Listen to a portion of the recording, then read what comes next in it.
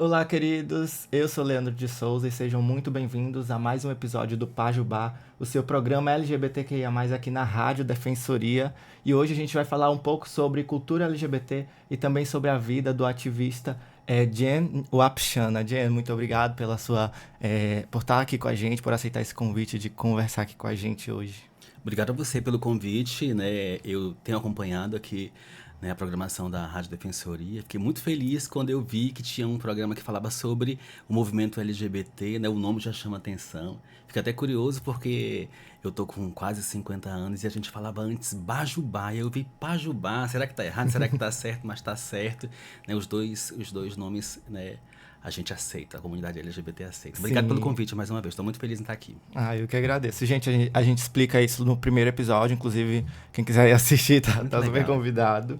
E o Jen é um comunicador, né? Jen Wapchana é indígena, trans, não binário, sócio fundador da Associação de Travestis e Transsexuais de Roraima até, e militante das causas LGBT. Ele também é graduado em Direito e Artes Visuais, né? E assim, hoje a gente fala sobre cultura LGBT e na trajetória do Jen tá tudo entrelaçado aí, né? Ele tem esse reconhecimento das ações voltadas para o público LGBT também ser reconhecidos como cultura, né, Jen? Como é que tá essa tua luta? Como é que tu chegou esse ativismo para ti? Começou tudo nos anos 90 e acho que em 1993, salvo engano, foi inaugurado o Palácio da Cultura, né? E aí acontecia uma série de eventos lá e a gente sentia falta, não tinha evento para a comunidade LGBT e a gente estava sempre envolvidas em outras manifestações culturais, ali no Boi Bumbá, no teatro, né, em outras manifestações. E aí em 1998, salvo engano, gente, eu estou aqui meio que tentando lembrar as datas, foi feito o primeiro seminário de folclore e cultura aqui em Roraima, feito pelo artista plástico Marino Caldas e pela Lauri Santos Rosa, né, que é saudosa, já é falecida. E aí lá eles observaram que né, em quase todos os eventos a presença da população LGBT quando falava de carnaval, de quadrilha, de outros eventos, tinha muitos, eram muitos, assim, eles lotavam, né, o auditório ali do Palácio da Cultura e a gente observou isso, né? E não tinha nada que fosse tratado especificamente para essa população. E aí eles se sentiam desassistidos. E aí a Lauri, que era uma madrinha maravilhosa, assim, quem conheceu a Lauri sabe o quanto ela levantava essa bandeira junto com a gente. É bom a gente ter esse apoio de pessoas que não são LGBT. Sim. A Lauri não era uma pessoa LGBT, né, mas ela adorava esse movimento, ela se sentia feliz, eram os amigos dela. Né? Ela era uma pessoa sozinha, não era casada, não tinha filhos, e assim, ela acolheu a população LGBT como sua família também. E aí ela sentiu essa necessidade, mas também encontrou dificuldade, resistência, né, em as pessoas abrirem as portas e aceitarem a população LGBT nos eventos. Durante muito tempo, quando a gente ia pedir apoio para os nossos eventos, né, os empresários, os políticos até davam assim, olha, eu vou dar. Você está precisando de quanto? Ah, a gente está precisando de 1.200 reais, né? De pouquinho em pouquinho, né, a gente ia enchendo ali o nosso pires. E eles diziam assim, mas não coloca o meu nome no apoio. Sim. Né? Eu não quero que meu nome apareça. O empresário não coloca o nome da minha loja, não. Pode citar lá no evento. Tinha uns até que pediam para não citar, nem no evento. Mas não cita, não fala que eu ajudei. Fica uma coisa entre a gente aqui e tal. E a gente começou a se incomodar com isso também, Sim. né? E aí aconteceu esse evento, esse seminário de folclore e cultura. Houve uma resistência, inclusive, da plenária. Ah, não, isso não é cultura, isso é movimento social. Né? Algumas pessoas resistiram, a gente não conseguiu ali deliberar sobre isso. E aí, anos depois, começou a surgir os congressos, os seminários, o seminário do Plano Nacional de Cultura, Plano Municipal de Cultura, Plano Estadual de Cultura. E aí eu já era servidor público, né? Logo quando começou eu não era, eu passei no concurso e fui atuar na Secretaria Estadual de Educação e Cultura. E aí eu pedi, não, quero ir lá para cultura, eu já tenho ali, já conheço o pessoal, vou para lá. E aí iam organizar o primeiro seminário estadual de cultura, e aí me colocaram como articulador estadual. Né? E aí foi a primeira coisa que me deu um estalo na cabeça. Agora é o momento. Eu preciso incluir a minha população, o meu povo LGBT, né, dentro desses debates. E aí eu falei com Brasília que tinha um documento orientador para a gente realizar esses eventos em todos os estados e nos municípios também. E aí, no documento orientador, falava movimentos sociais, outras culturas, mas não citava especificamente população LGBT. E aí a gente começou a se articular enquanto movimento, né, para que fosse incluído, né, expressamente no documento orientador, né, outras populações, povos indígenas, população LGBT, né, para que a gente pudesse estar articulando com os movimentos nos estados e nos municípios. Porque isso não aconteceu só aqui em Roraima, né? Parece que eu estou contando daqui, mas não é não, no Brasil todo, gente, assim. Nos anos 90 e no começo dos anos 2000 não existia essa inclusão da população LGBT oficialmente, né, nos documentos. E foi uma luta muito grande e a gente conseguiu. Né? E aí eu lembro que a gente realizou o primeiro seminário do Plano Estadual de Cultura. Inclusive, quem fez a abertura do evento foi uma drag queen.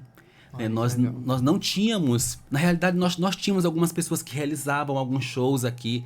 Eu mesmo, né, já fiz shows de drag queen aqui na cidade, nos municípios do interior. Eu ia para os municípios fazer esses shows. Né? Mas aí, como eu estava ali envolvido na organização do evento, eu não podia fazer. Aí eu saí procurando as meninas, e aí as meninas muito tímidas, não queriam. Aí eu tinha uma amiga em Manaus, a Laiane Welkman. Não sei se você conhece, é uma drag muito conhecida lá em Manaus, maravilhosa, e ela veio, assim, e aí foi maravilhoso a gente colocar uma drag para realizar, né, a apresentação cultural na abertura, né, do seminário do Plano Nacional de Cultura, que era para a gente implantar o plano estadual também. E ali começou, né, essa luta. Depois eu fui para Brasília para vários eventos representando a população LGBT, sempre como representante do movimento cultural. Né? E aí a FETEC me deu uma declaração de reconhecimento por essa luta. A Secretaria de Educação e Cultura, que na época não era cultura, não existia a Secretaria de Cultura, era de Educação e Cultura, também me deu uma declaração para que eu pudesse representar o Estado nesses movimentos fora daqui. E aí foi onde tudo começou. Ai, que legal. E é importante, a gente vê a importância dessas representações, porque a gente acha que e a gente ouve muito, principalmente, que tá tudo muito ganho, muito fácil. Hoje em dia a gente tem muita evolução, muito progresso, mas ao mesmo tempo não tem, né? A gente vê que, assim, se olhar de lá pra cá, a gente ainda passa por muitos disso. Eu tô falando de 97, 98, Sim. né? E aí a gente até hoje encontra muita dificuldade. Até hoje a gente encontra políticos e empresários que dizem assim: não coloquem o meu nome, eu vou te ajudar, você quer quanto? Mas não divulga o meu nome. Exatamente. Depois a gente vê de que forma você consegue me dar um retorno, aí já pensando no voto. Eles pensam no voto, depois tu me dá o teu voto, mas tá aqui o dinheiro, né, para ajudar o teu evento, mas não divulga. As pessoas, né, eu sempre digo que as pessoas se aproveitam muito do movimento LGBT, das pessoas LGBT, nesse momento político, inclusive. Né, a gente está chegando eleições aí, agora lá pro final do ano. E sempre a população LGBT é usada de forma negativa, né? Sim. O político que manifestar apoio à população LGBT, né? Ainda mais aqui em Roraima, que a gente sabe que a grande maioria é de direita, né? O político que for ligado a esse movimento já fica preocupado, não quer aparecer porque ele pode perder voto. Exatamente. Inclusive os políticos rivais tentam, né, atrelar a imagem do movimento LGBT ao seu opositor justamente para ele ter uma imagem negativa. E a gente tem que ter cuidado com isso nesse ano de eleição. E a gente passa muito por isso também, né? Nesses processos aí de tentar as migalhas, assim, de ajuda. A gente já teve aqui a Rebeca, a Catarina, que estão aí estiveram à frente, estão à frente da ATE, muito com esse mesmo discurso também, de que eles querem ter ali os votos, não querem a imagem atrelada. E tratam sempre muito com essa questão de que a gente tá querendo para além do que é nosso, quer tirar direito dos outros, quer tirar o espaço de outras pessoas, sendo que, assim, nem o que deveria ser o mínimo, né, que a gente deveria ter, a gente não tem essa dificuldade. E aí é muito difícil, assim, a gente entrar nesse discurso, principalmente nesse âmbito de política e política e cultura também, nesse lado de lado esquerdo ou direita, principalmente aqui em Roraima, porque a gente não tem força para ter apoio político de uma bancada de esquerda, por exemplo. E aí a gente precisa tentar o diálogo com a direita. Só que tem essa exclusão, essa reclusão na hora de dar ajuda e na busca, né, por esses direitos. A gente já passou por situações, enquanto movimento cultural ou movimento social, de políticos, né, falarem mal da população LGBT no seu discurso, na propaganda eleitoral, mas no off procuram a gente, assim, porque eles não estão interessados na nossa causa, mas estão interessados nos nossos votos. E aí esse é o momento de a gente dizer não, não, eu quero que você me apoie e mostre a sua cara, porque eu também quero mostrar a minha cara. Mas é muito difícil, assim, as pessoas têm uns discursos vazios e que é sempre para destruir, sempre pro lado negativo. Um exemplo é o casamento gay. A gente vê a galera de direita é contra. Mas por que eles que vão casar? A vida é deles, né? Por que Exatamente. não deixar quem quer ser feliz? Né? E é complicado. Esse ano de política a gente vai sofrer muito e é todo ano todo ano de eleição é a mesma coisa. O movimento LGBT é sempre escrachado, é exposto de forma negativa. Sim, sim. E aí, aproveitando que tu já entrou nesse lado aí mais ativista, eu queria saber quando que começa esse teu ativismo? É nessa mesma época com a cultura? Tá entrelaçado? Ou foi antes? Foi depois? Como é que Não foi nessa, começou? nessa mesma época a gente, né, eu via também a Secretaria de Educação e Cultura ajudar os movimentos sociais, assim, a Associação dos Povos Indígenas, a Associação dos Moradores, não sei da quanto, realizava um arraial, um evento não sei da onde, e sempre a Secretaria, né, ali fomentando, ajudando, incentivando, né, dando decoração, ajudava com o pagamento da banda, né, com a estrutura. E aí nós realizávamos os nossos eventos assim com muito suor, com muito cansaço, tirando do nosso bolso. Às vezes a gente nem tinha. Eu tô falando de quando eu era adolescente, assim, que eu não tinha um trabalho fixo, que eu não tinha renda fixa, as meninas também não tinham, e a gente se virava, a gente fazia feijoada, a gente fazia bingo, né, a gente saía pedindo dos empresários, me dá um objeto pra gente fazer um bingo e tal. Os empresários sempre foram muito legais com a gente, assim, tem muita gente maravilhosa, né, que ajuda o movimento LGBT enquanto social, enquanto cultura. E a gente realizava esses eventos, e aí eu falei, poxa, por que não ajudar, né? Por que não reivindicar algo para a minha população? Aí eu já estava trabalhando lá, né, na Secretaria de Educação e Cultura, e falei com a minha chefe, dona Lauri também. Lauri, vamos ajudar esse pessoal? E a Lauri sempre madrinha, mas não, vamos sim, peça para fazer um ofício, o que precisarem, eu vou conversar com o secretário, eu tenho certeza que vou sensibilizá-lo e ele vai atender. E aí foi quando começou, né? E aí a gente começou a se organizar enquanto instituição, a gente fazia esses movimentos, quando a gente fundou a ATE, eu sempre digo para as meninas que a gente nem sabia direito o que a gente queria. Né? A gente fazia ali uma reunião, a gente fazia um campeonato de vôlei, de gameada, né? A gente cobrava direitos, mas a gente cobrava só entre a gente, era só a nossa manifestação para a gente mesmo, Sim. assim, enquanto reivindicação e revolta. E aí a gente precisava se organizar. Não, vamos nos organizar, vamos criar uma associação, tem que ter um estatuto, tem que ter tudo bem organizadinho. E ali também, junto com essa minha atuação na cultura, começou também o meu lado militante. Não foi fácil, né? As meninas, eu também, a gente não tinha propriedade nas causas, a gente não tinha propriedade nos nossos discursos, nas nossas falas, nós ainda não estávamos preparados. Eu sempre digo que a gente não sabia nem o que a gente queria, quando a gente ia Sim. pedir alguma coisa, a gente não alinhava o discurso. Né? Não, então tá errado, vamos sentar, vamos alinhar, vamos nos organizar para que a gente seja visto, né, como uma instituição que merece respeito, que a gente não está querendo só carnaval, Natal e arraial, né, os movimentos de uau-uau da cultura. A gente quer cidadania, a gente quer dignidade e uma das formas de conseguirmos isso é através da cultura. Sim, sim. E aí, dentro desse teu ativismo, eu queria muito que tu explicasse um pouco como é que tu enxerga o que é a cultura da população LGBT, a cultura LGBT aqui no estado, assim, como que tu enxerga disso, da onde que nasce a cultura LGBT aqui no estado? Quando eu acho que eu tinha uns 14, 15 anos, eu ia para alguns eventos e eu sempre via, né, as drag queens se apresentando, e eu achava aquilo lindo, maravilhoso. Tinha a Pamela Flower, que realizava assim, apresentações maravilhosas. Né? Tem a Luana Barros, né, que também é maravilhosa, realizava shows. Eu tô falando de pessoas que hoje devem ter uns 60, 65 anos, mais ou menos por aí. Né? E que quando éramos garotinhas, meninas novinhas, né, eram as nossas, né, ídolas. E a gente via aquilo ali, a gente não sabia o que que era. Eu não sabia dizer o que que é isso. Eu não vejo isso em lugar nenhum. Eu não vejo isso na televisão, eu não vejo ninguém falar disso no jornal, eu não vejo.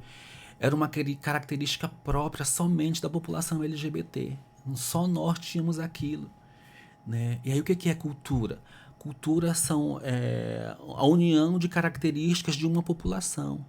E só a população LGBT faz esse tipo de trabalho, né? Hoje a gente já abriu um pouco o leque, a gente já vê outras pessoas fazendo trabalho de transformista, outras pessoas fazendo dublagem, mas eu acho que ninguém faz como a gente, Sim, né? com E é certeza. uma característica completamente somente da população LGBT. Então, se é uma característica de um grupo, de uma determinada camada da sociedade, tem que ser visto como cultura. Assim como a gente reconhece a cultura dos povos indígenas, eu também sou indígena, a gente vê ali que é uma característica que só é nossa dos povos indígenas, Sim, né? A característica dos pretos, negros, né? Também é uma coisa só deles. E todos tiveram seu reconhecimento com muita dificuldade, é claro, né? Mas por muita luta também. Então a gente não conseguiria se não houvesse luta. E às vezes a própria população LGBT não tinha não via essas ações, esses atos como cultura. Ah, não, isso aí é só festa, isso aí é só o... sim. Até hoje a gente vê isso. Até hoje a gente vê a própria população LGBT, uma pequena, mínima, né, camada da população LGBT que acha que não é cultura, que é só festa, que é oba-oba. E eu não, eu sempre tive essa visão, mesmo sem entender muito, né? Quando eu não entendia quase nada de cultura, eu olhava e via, não, isso aí é uma coisa que é só nossa. E quando eu tive, né, essa percepção, foi quando também me deu um estalo, disse, não, isso aí é uma cultura, né, específica da população LGBT. Inclusive, nós temos lei que reconhece a cultura LGBT, salvo engano, foi a ex-presidenta Dilma Rousseff que fez né, uma lei que reconheceu a cultura LGBT como patrimônio nacional, Olha, né? então, Porque não sabia dessa. a cultura LGBT brasileira é diferente de qualquer outra, né? Todos os países têm ali as suas características com a população LGBT, mas a nossa, assim, o LGBT brasileiro, em sua grande maioria, é caricata, é uma cultura caricata, né? E a gente vê a drag fazendo uma dublagem, mas ela leva para um lado caricata. Nem sempre, tem umas que fazem, né, algo mais Mais formal, sério. mais formal e tal, mais sério. Mas eu prefiro a caricatura. É por isso que eu defendo muito essa incorporação da caricatura no movimento LGBT, para que as pessoas achem engraçado, né, e se divirtam, e que o LGBT não veja isso como algo negativo, né, porque eu vejo muita gente LGBT se ofendendo porque é chamado de caricato. Ah, você é Sim. caricato. Eu, É usado inclusive, como ofensa como hoje em dia. ofensa, mas não, a gente tem que se apropriar dessas características. Eu vi que o Gil do Vigor ficou ofendido ali o mês passado porque alguém disse que ele achava que ele era uma figura caricata no BBB quando participou, ele se ofendeu, se manifestou nas redes sociais. E eu concordo com a pessoa que disse, né? Porque eu ria muito com o Gil do Vigor. Eu via ali algumas coisas engraçadas do humor, né? Misturado com as nossas características LGBT. E a gente não tem que se ofender de jeito nenhum com isso. A gente tem que ficar feliz e levantar essa bandeira. Sim, sim. Assim, a gente tem que também, além de se empoderar, mas colocar, porque é a forma que é falado também, né? Porque às vezes até É, porque tem que quando ter a gente esse era cuidado. chamado de gay, por muito tempo, um gay era xingamento. Hoje em dia a gente, né, já tomou isso como uma identidade, sexualidade e tudo mais, mas antes era utilizado como xingamento. E as pessoas, e as próprias pessoas do movimento não enxergavam isso com essa clareza que você teve agora. Porque como é que eu tô defendendo uma bandeira que está escrito lá orgulho gay e eu vou me ofender quando alguém me chama de gay? Não faz sentido. Sim, Né? Agora quando alguém me chama de gay eu digo obrigado, mas um que sabe, porque eu não quero deixar dúvidas para ninguém, né, que eu sou gay. E a gente não pode achar que é algo ruim. Durante muito tempo a gente tinha vergonha porque ensinaram pra gente que era vergonhoso. A gente cresceu com essa cultura de que ser gay era algo vergonhoso, que a família tinha que ter vergonha, que os amigos tinham que ter vergonha, tinham vergonha. Até hoje tem famílias que desprezam, tem amigos que não querem estar perto. Mas enquanto a gente aceitar isso, a gente só vai estar contribuindo com preconceito, com a discriminação. Eu escuto muito, né, héteros falarem assim, eu gosto, até gosto de gay, mas eu não gosto da frescura, não precisa ser espalhafatoso, não precisa falar alto, não precisa gritar, não precisa vestir uma roupa que chame atenção. Tem tanto gay que é comportadinho, que se a Sim, gente sempre olhar, colocam nessa se a comparação. gente olhar, nem vai saber que é gay, né?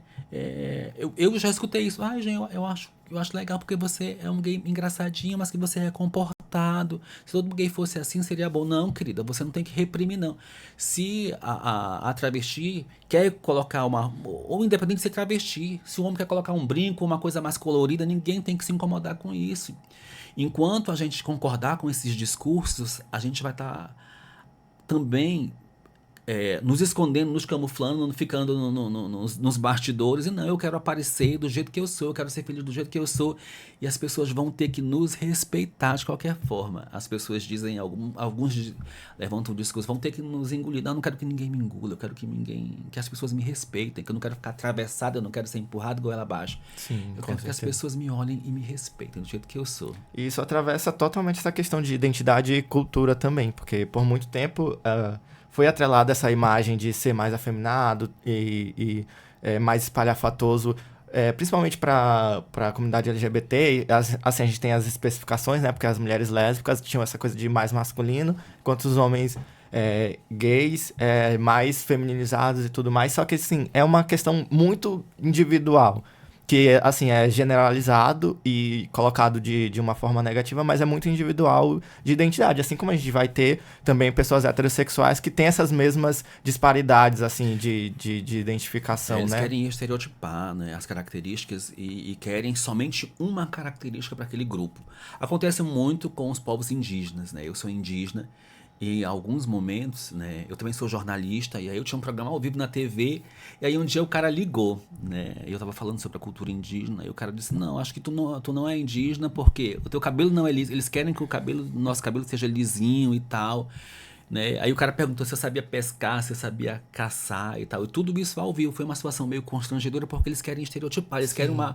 uma imagem que foi passada para eles, né? E que eles não conseguem modificar essa opinião deles. Por mais que a gente oriente, que a gente explique, né, que eles foram enganados durante muito tempo, mas não sai, assim, não é fácil a gente convencer as pessoas. Não é nem uma questão de convencer, é uma questão de você mesmo buscar o conhecimento e descobrir que você está errado, entender que você está errado, né? Sim, sim. E aproveitando que tu falou também já dessa parte de se reconhecer como uma pessoa indígena, hoje em dia, eu te conheci era Jenny Cássio, aí Uhum, hoje em dia é Jen Wapchana, então tem esse empoderamento, né, tem essa autodeclaração e tu também é uma pessoa trans não binária. uhum. É, como que é na tua vida esses dois pontos? Porque a gente, na sociedade que a gente vive hoje, tipo assim, a gente ainda vê muito preconceito contra pessoas indígenas e principalmente pessoas trans não binárias, porque é Uhum. muito recente essa discussão da trans não binariedade, dessa identificação, por mais que hoje a gente já tenha, por exemplo, você já consegue colocar na sua identidade, né, que você é uma pessoa não binária, mas ainda tem esse preconceito. Como é que isso atravessa a tua vida, a tua vivência? Nossa, essa questão de não binário até para mim foi complicado, porque enquanto movimento LGBT, eu sempre me identifiquei com as travestis e as pessoas trans. Então, durante muito tempo, eu tive cabelão grande, eu usava roupas femininas, eu misturava roupa feminina com masculina. Tinha dia que eu tava completamente feminina, tinha dia que eu tava completamente masculino. E eu me sentia feliz daquele jeito. Só que aí as meninas travestis, meio que. Não, ele não é travesti. Ele não é travesti, porque se ele fosse travesti, ele ficava o tempo todo vestido de mulher. A gente se veste de mulher o dia todo. Aí eu dizia, não, mas eu não me sinto bem vestido o tempo todo de mulher. Eu me sinto bem, às vezes, misturar. Não, então você não é travesti. Então eu não era meio que aceito entre o grupinho ali. E aí os gays também não me aceitavam. Não, ele não é gay, porque o gay ele se veste padrão, como um homenzinho, né? E aí ele tá mais pro lado das travestis, que ele tem um cabelo grande, ele usa brinco, ele faz maquiagem. Aí eu ficava sendo jogado de um grupo pro outro, Sim, né? sim. Mas eu tinha na minha cabeça assim, gente, eu não sou nenhum nem o outro. Eu não sou mulher nem homem. E eu achava que era uma loucura da minha cabeça. Né? E aí as pessoas perguntavam, então o que que tu é? Eu falei, eu não me sinto. Né? Quando alguém me pergunta, gente, tu é homem? Não, eu não me sinto homem. Não me sinto. Né? Tu é mulher? Também não me sinto mulher. Não me sinto. Então tu é o quê? Eu falava, não sei. Mas eu não me sinto homem e não me sinto mulher. E aí eu procurando, né, estudar sobre isso, aí eu vi, né, vários artigos, várias publicações, né, que tentavam explicar isso. Eu falei, eu sou isso aqui. E aqui em Roraima quase não tinha. E aí uma vez eu conversando com a professora Eli, não sei se você conhece, Eli Makushi. Sim, sim. E aí eu falei isso pra ela, disse, Gen, você é a primeira... Porque a Eli é uma grande estudiosa do movimento LGBT. Né? E aí ele disse pra mim, Gen, você é a primeira pessoa que consegue se encaixar nesse perfil de não binário aqui em Roraima e entender. Porque eu vejo algumas pessoas não binárias e eu tento explicar pra ela que ela é não binária, ela não entende, nem ela não entende. Né? E você falou de um jeito tão claro, assim, a pessoa que não se sente homem nem mulher é o quê? Não binário.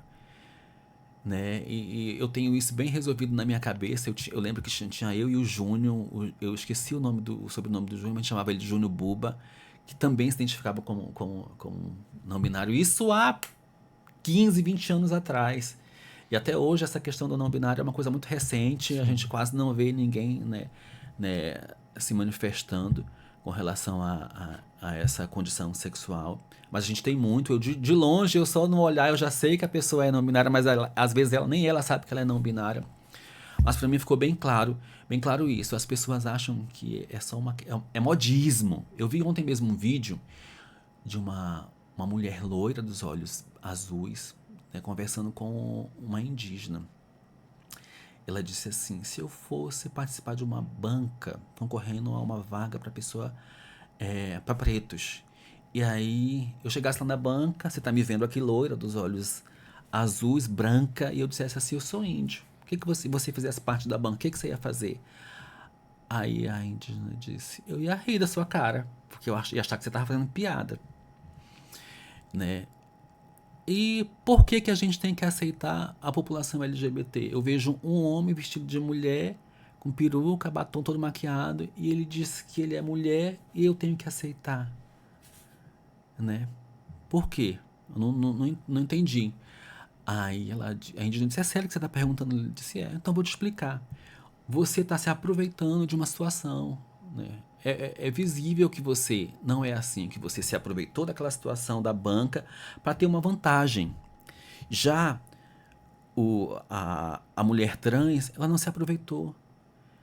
Ela vai viver aquilo ali a vida toda. Você vai ser momentaneamente só para se beneficiar. Não, já a mulher trans, né, ela nasceu daquele jeito. É igual nós indígenas, quando tem cota para indígena, eu decidi, vou ser indígena agora só para enganar a banca. Não, eu nasci indígena. Ninguém vai tirar, ninguém vira indígena. Sim. Ninguém vira LGBT. As pessoas acham que em algum momento a gente para na vida assim, com quem que eu vou transar, com homem ou com mulher? Né? Vocês héteros que estão vendo a gente aí, teve esse dia assim? Não, eu acho que eu vou escolher né, com quem que eu vou ficar, com homem ou com mulher. Não, é algo que já nasce com a gente, é algo espontâneo. A gente sempre deseja em olhar. Então eu tenho certeza que com vocês foi assim. Né? O hétero olha, o homem hétero olha pra mulher e sente aquele desejo, aquela atração à mulher, o hétero também.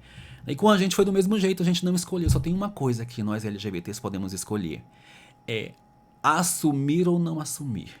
Né? E quando a gente assume, a gente é mais feliz. Eu sempre digo, se você escolher um não assumir, você vai ser infeliz, você vai ser frustrado o resto da sua vida.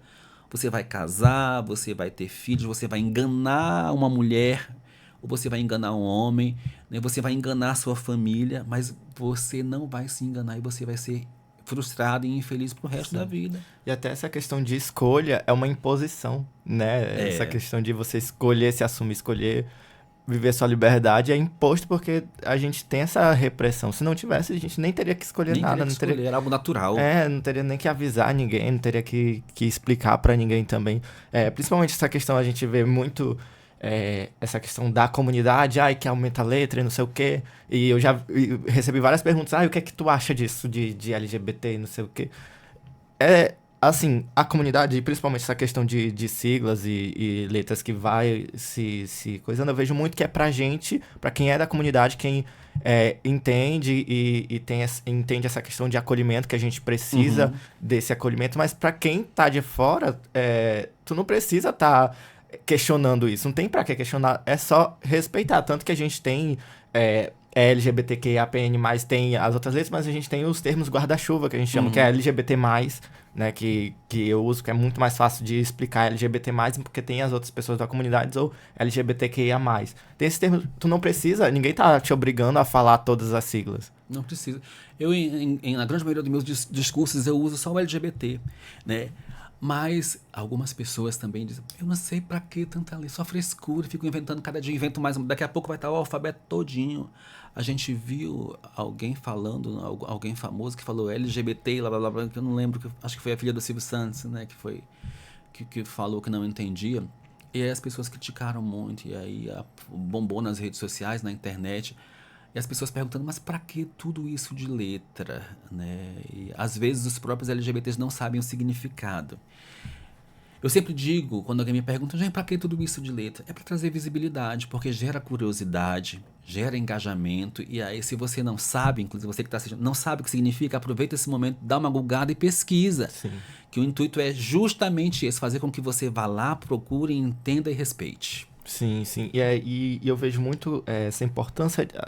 Dentro da comunidade, a gente levar esse discurso de que, tipo assim, as siglas são pra gente entender, porque aí a gente consegue tanto orientar outras pessoas, porque, assim, toda pessoa LGBT sempre vai ter alguém ali que vai olhar pra você quando você já é assumido, alguém que tá nesse processo de se descobrir, de se questionar, vai chegar pra você se tem essa liberdade pra pedir conselho, pedir alguma ajuda, perguntar alguma coisa, ou então alguma pessoa heterossexual de fora sempre vai olhar você como uma referência dentro da comunidade. Então é importante a gente sempre abraçar, não vem com esse discurso de exclusão da letra, né, das siglas, porque a gente sempre vai ter essa oportunidade de passar essa informação adiante e é um papel nosso, assim, entender, abraçar as outras pessoas da sigla pra gente conseguir reconhecer e dar a orientação certa, sabe? Ter esse papel de comunidade mesmo, de abraçar, de encontrar, dar esse refúgio como foi feito pra nós, né? Porque hoje em dia a gente tem a mídia, a gente tem programas LGBTs, a gente tem filmes e tudo mais, só que ainda assim, dentro da sociedade, ainda é um papel de cada um muito ali individual, como você vai agir nessas situações. E as pessoas não têm muito interesse em procurar aprender, né? Eu tenho a impressão de que quando eu estou numa roda de amigos conversando sobre isso e alguém tem a curiosidade de perguntar, gente, e isso aqui com relação à sigla ou com relação a qualquer, né, assunto ligado à população LGBT, eu estou conversando com alguém, quem tem, tu aperta, vai levantando e vai saindo, é uma coisa que as pessoas não têm interesse, e aí depois acabam cometendo erros e crimes e uma série de absurdos, justamente pela falta de interesse. Sim, sim.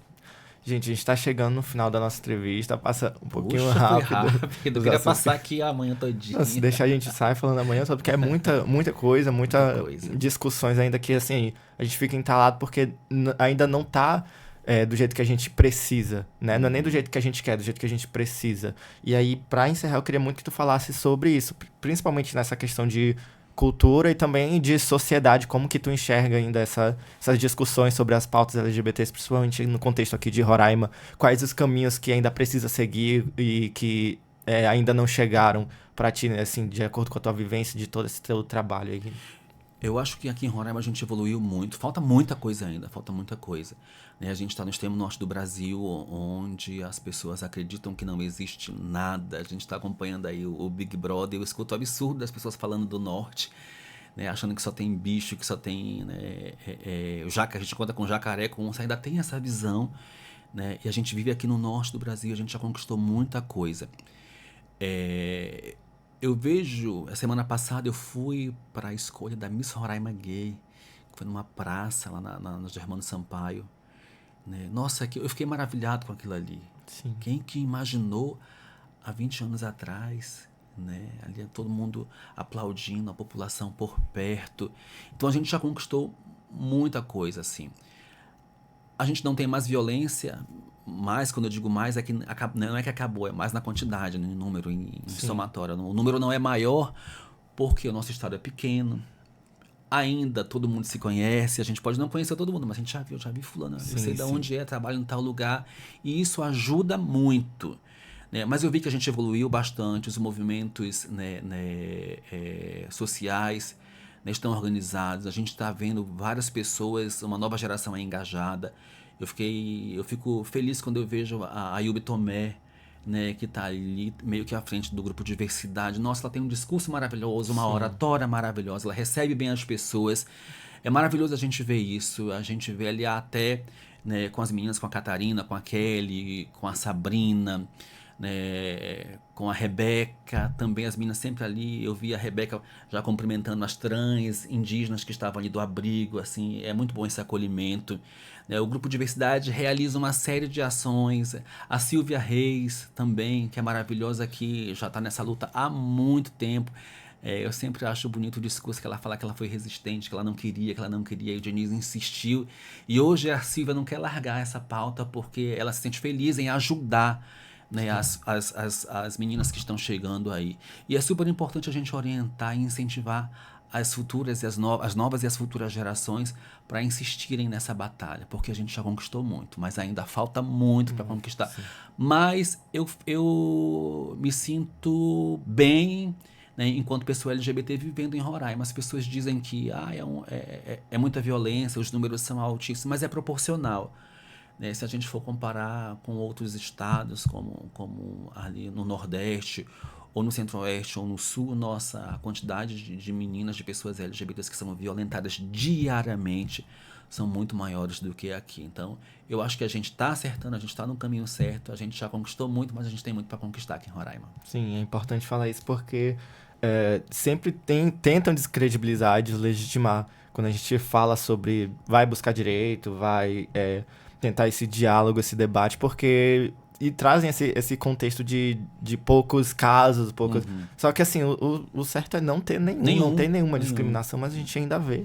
A gente ainda vê, e tanto na mídia, quanto quando você vai registrar um boletim de ocorrência, se você é uma pessoa trans, tenta chegar numa delegacia, né, para fazer um relato, fazer todo um boletim de ocorrência sem sofrer discriminação. É impossível, é quase É impossível. quase impossível, né? Mas a gente já vê avanços. Eu vi que esse ano na matrícula escolar, né, tinha um campo para você identificar se você era uma pessoa LGBT.